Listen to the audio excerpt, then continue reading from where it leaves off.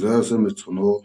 Гээд Америк болон Венесуэл улс хоёрын хооронд юу болж байгаа тухай товчхон мэдээлэл хүргье. За Америкийн нэгдсэн улс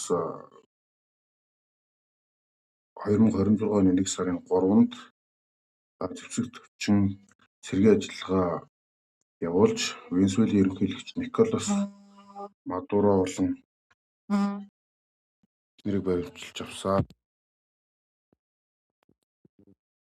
мэдээлсэн байна. За Америкийн нэгдсэн улсын зарим мэдээллээр тэднийг Америкийн нэгдсэн улсад авчирсан шалтгаан нь шүүхэд өгөхөр болсон юм байна. Наркотик, терроризм гэх ийм бүлэгэл байдаг юм байна. Тэгээд тэрний шалтгаанаас хамааралтай гэж үзсэн юм байна. Венесуэлийн засгийн газар нь энэ ажиллагааг бол өдөөн хатгалт гэж шүүмжилж улсын тусгаар тогтнолын ноцтой зөрчил гэж буруудж байгаа юм байна лээ. За энэ нь одоо юу гэсэн утгатай вэ гэхээр эргэн тойрон маргаантай шууд мөрөлдөөнтэй үйл явдал нь Америкийн нэгдсэн улсын тал баримтжилсан гэж мэдэгдэж байгаагаар Венесуэлийн засгийн газар нь энэ үйлдэлийг хүчирхээс хууль бус дарангуй л гэж үзэж байгаа юм байна.